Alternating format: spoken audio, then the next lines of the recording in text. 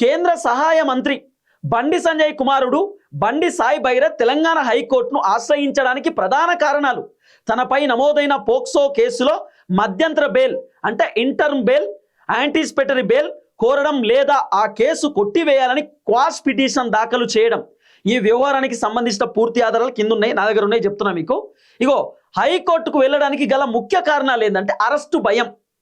Arrest అయితా అనేటటువంటి భయంతో అరెస్ట్ కాకుండా యాంటిసిపేటరీ బెయిల్, మధ్యంతర బెయిల్ తీసుకునేటటువంటి కార్యక్రమం చేస్తున్నారు.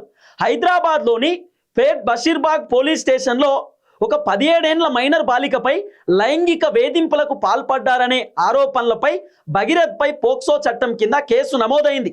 తెలంగాణ ముఖ్యమంత్రి రేవంత్ రెడ్డి ఈ కేసుపై ప్రత్యేకంగా దృష్టి సాధించి తక్షణమే విచారణ చేపట్టాలని చెప్పి డీజీపీ సివి ఆనంద్కు ఆదేశాలు జారీ చేసిండు. నిన్న ముఖ్యమంత్రి రేవంత్ రెడ్డి కూడా మాట్లాడే కార్యక్రమం చేసిండు.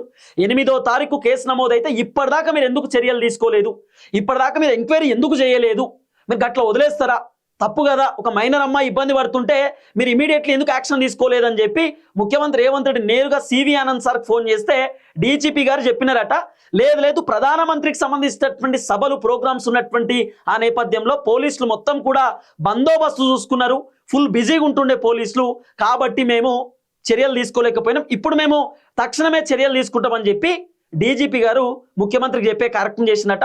కేసు వివరాలు కూడా డీజీపీ సారు ముఖ్యమంత్రికి చెప్పిండట. ముఖ్యమంత్రికి తెలియదా? ముఖ్యమంత్రి తెలంగాణలోనే ఉన్నాడు, ముఖ్యమంత్రి వేరే రాష్ట్రంలో లేడు కదా. ముఖ్యమంత్రికి తెలవాలి. 3 రోజుల నుండి ఘటన నడుస్తుంటే, 3 రోజుల నుండి సోషల్ మీడియా మొత్తం షేక్ అవుతుంటే రేవంత్ రెడ్డికి తెలియకుండా ఉంటుందా?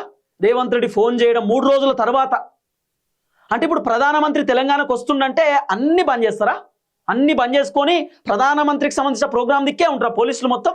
అంటే తెలంగాణలో ఏం జరిగినా మీకు సంబంధం లేదా? మరి దీన్ని బట్టి చూస్తే గట్టినే అర్థమవుతుంది.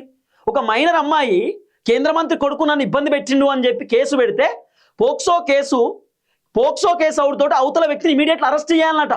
అరెస్ట్ చేసి తర్వాత విచారణ చేయాలన్నట. ఇక్కడ ఏమున్నది? ఏ విచారణ జరుగుతలేదు. బండి సంజయ్ కొడుకు ఎక్కడున్నాడో కూడా తెలియదు. ఆఖరికి బండి సంజయ్ కొడుకు హైకోర్టు పోయింది అనేటటువంటి ఒక వార్త మాత్రం ఇప్పుడు సోషల్ మీడియాలో నడుస్తున్నది. ఈ నెల 14వ తారీఖు విచారణ ఉందనేటటువంటి ఒక అంశం మాత్రం వినబడుతున్నది. మరి ఏడున్నాడు బండి సంజయ్ కొడుకు? ఎందుకు కనబడతలేడు? నిజంగా బండి సంజయ్ కొడుకు తప్పు చేయలేదు అనుకుందాం, బయటకు వచ్చి స్వేచ్ఛగా స్వతంత్రంగా బయటకు వచ్చి మీడియా ముందుకు వచ్చి నేనేం తప్పు చేయలేదు, కావాలనే హనీ ట్రాప్ చేసిరు, 5 కోట్ల రూపాయలు డిమాండ్ చేస్తున్నారు, 50,000 రూపాయలు వాళ్ళ అకౌంట్లో కొట్టినా అనేటటువంటి విషయాన్ని బండి సంజయ్ కొడుకు ప్రశాంతంగా బయటకు వచ్చి చెప్పొచ్చు కదా.